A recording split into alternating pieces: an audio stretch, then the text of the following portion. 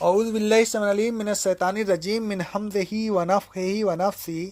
سورہ بقرہ کی آیت نمبر 127 سے لے کر کے 129 تک اللہ رب العالمین کا ارشاد گرامی ہے، اور وہ وقت یاد کرو جب ابراہیم اور اسماعیل بیت اللہ کی بنیادیں اونچی کر رہے تھے، اور وہ دونوں اس طرح دعا کر رہے تھے: اے ہمارے رب، ہم سے یہ خدمت قبول فرما، بے شک تو سننے والا اور جاننے والا ہے۔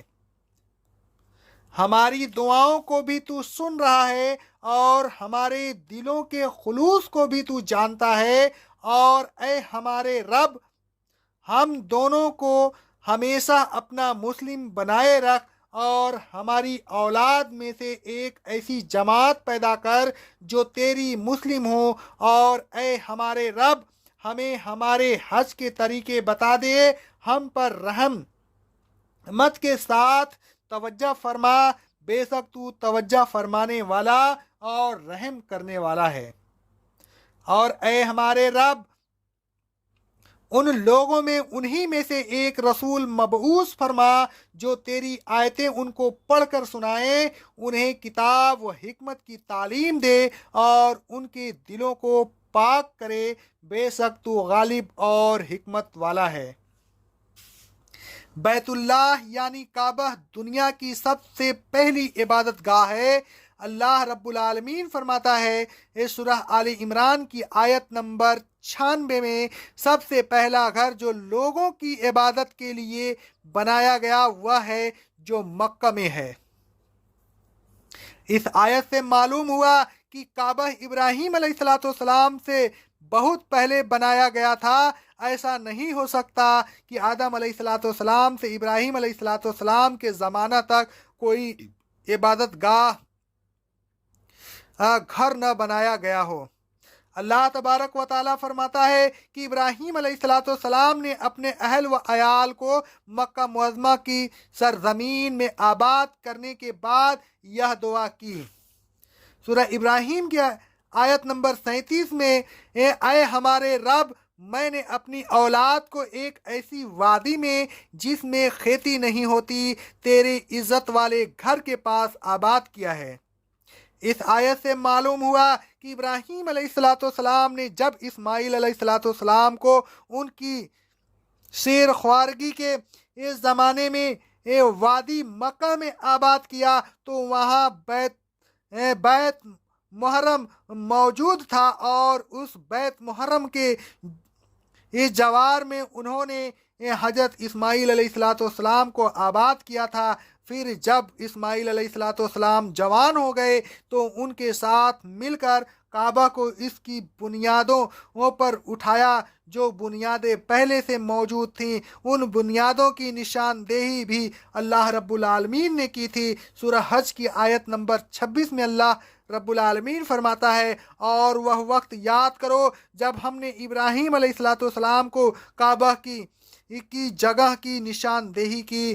الغرض کعبہ کا سب سے پہلا عبادت گاہ ہونا اس بات پر دلالت کرتا ہے کہ کعبہ آدم علیہ السلام کے زمانہ میں بنایا گیا تھا۔ حضرت ابو ذر رضی اللہ تعالیٰ عنہ کہتے ہیں، میں نے کہا اے اللہ کے رسول صلی اللہ علیہ وسلم، زمین میں سب سے پہلا کون سی مسجد بنائی گئی؟ رسول صلی اللہ علیہ وسلم نے فرمایا مسجد حرام سب سے پہلے بنائی گئی۔ حضرت ابو ذر رضی اللہ تعالیٰ عنہ نے پوچھا پھر کون سی مسجد بنائی گئی؟ آپ صلی اللہ علیہ وسلم نے فرمایا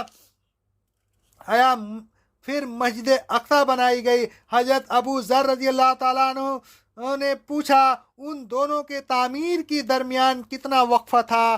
رسول صلی اللہ علیہ وسلم فرماتے ہیں، صحیح بخاری اور صحیح مسلم کی حدیث ہے، 40 سال کا وقفہ تھا۔ اس حدیث سے بھی معلوم ہوا کہ مسجد حرام دنیا میں سب سے پہلی مسجد ہے، اور یہ جب ہی ہو سکتا ہے کہ اس کو آدم علیہ السلام نے بنایا ہو، اور انہوں نے ہی 40 سال بعد مسجد اقصی کو بنایا ہو۔ الغرض ابراہیم علیہ السلام اور اسماعیل علیہ السلام کعبہ کی تعمیر کر رہے تھے اور دعائیں مانگتے جا رہے تھے، یہ سب سے پہلی دعا جو انہوں نے مانگی یہ تھی کہ اے ہمارے رب، ہماری اس خدمت کو قبول فرما، بے شک تو ہماری دعاؤں کو سن رہا ہے اور ہماری دلوں کی نیت سے بھی واقف ہے، اس لیے کہ تو سمیع و علیم ہے۔ دعا کے ان الفاظ سے معلوم ہوتا ہے کہ ہر نیک عمل اللہ تبارک و تعالیٰ کی قبولیت کا محتاج ہے۔ ہمیں اپنے کاموں پر ناز نہیں کرنا چاہیے، بلکہ اللہ تبارک و تعالیٰ سے دعا کرنا چاہیے کہ وہ ہمارے حقیر عملوں کو قبول فرمائے۔ دوسری دعا جو ابراہیم علیہ السلام اور اسماعیل علیہ السلام نے مانگی وہ یہ تھی کہ اے ہمارے رب، ہم کو ہمیشہ مسلم رکھ اور ہماری ذریت میں سے بھی ایک مسلم جماعت پیدا کر۔ کتنی عاجزانہ دعا ہے، نبی ہوتے ہوئے مسلم رہنے کی دعا کر رہے ہیں، نہ کوئی ناز ہے اور نہ کوئی فخر۔ وہ سمجھتے تھے کہ سب کچھ اللہ رب العالمین کی توفیق سے ملتا ہے اور وہی اسلام پر استقامت کی توفیق بخشتا ہے۔ تیسری دعا انہوں نے یہ کی تھی کہ اے ہمارے رب، ہم کو عبادت کے طریقے یا حج کے ارکان کی تعلیم دے دے اور ہمارے حال پر رحم و کرم کے ساتھ توجہ فرما اور ہماری غلطیوں کو معاف کر دے، بے شک تو توبہ قبول کرنے والا اور معاف کرنے والا اور رحم کرنے والا ہے۔ اس دعا سے معلوم ہوتا ہے کہ عبادت کے تمام طریقے من جانب اللہ رب العالمین ان کی طرف سے دیے جاتے ہیں۔ ابراہیم علیہ السلام اور اسماعیل علیہ السلام نے عبادت کے طریقے خود اختراع نہیں کیے، بلکہ اللہ رب العالمین سے التجا کی کہ وہ عبادت کے طریقے کو کی تعلیم دے۔ عبادت کے طریقے کو خود اختراع کرنا بدعت ہے۔ ابراہیم علیہ السلام اور اسماعیل علیہ السلام کی چوتھی دعا یہ تھی کہ اے ہمارے رب، ان میں ایک ایسا رسول مبعوث فرما جو تیری آیتیں ان کو پڑھ کر سنائے، ان کو کتاب و حکمت کی تعلیم دے اور ان کا تزکیہ نفس کرے۔ بے شک تو غالب ہے، تو سب کچھ کر سکتا ہے، تو حکیم ہے، لہذا حکمت کی باتیں تو ہی تعلیم دے سکتا ہے۔ ابراہیم علیہ السلام اور اسماعیل علیہ السلام کی دعا کا منشا یہ تھا کہ اے اللہ، تو اس رسول کو صرف کتاب ہی نہ دے بلکہ حکمت بھی دے تاکہ وہ تیرے احکام پر عمل کرنے کی حکمت اور طریقے سے بھی لوگوں کو باخبر کرے۔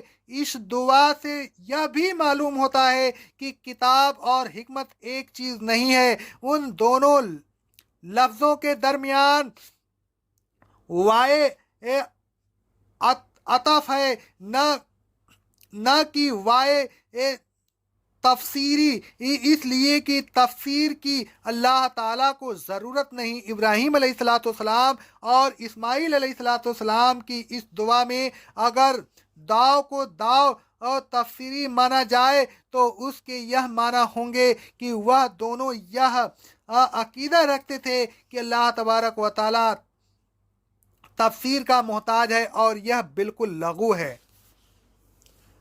الغرض اس آیت میں حکمت سے مراد حدیث ہے جو قرآن مجید کی تصریح و توسیع کا کام انجام دیتی ہے، احکام الہی پر عمل کرنے کا طریقہ بتاتی ہے۔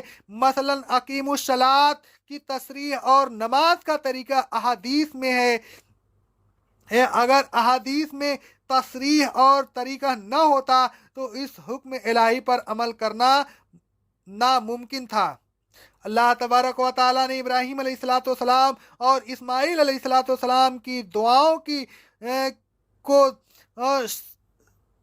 صرف قبولیت بخشا اور اسماعیل علیہ السلام کی اولاد میں اپنے آخری رسول صلی اللہ علیہ وسلم کو مبعوث فرما کر اور وہ امت مسلمہ بھی پیدا کر دی جو قرآن مجید کے الفاظ میں خیر امت کے لقب سے موسوم ہے۔ اللہ تبارک و تعالی رسول اللہ صلی اللہ علیہ وسلم کی وعیشت کے متعلق فرماتا ہے سورہ الجمعہ کی آیت نمبر 2 میں، اللہ ہی ہے جس نے امی لوگوں میں انہی میں سے ایک رسول مبعوث فرمایا جو ان کو اللہ کی آیتیں پڑھ کر سناتا ہے، ان کا تزکیہ نفس کرتا ہے اور ان کو کتاب و حکمت کی تعلیم دیتا ہے، اور اس سے پہلے وہ صریح گمراہی میں تھے۔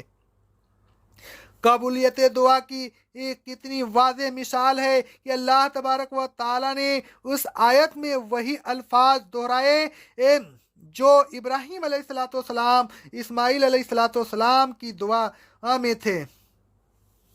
اے لوگوں، اپنے عملوں کو حقیر سمجھیے،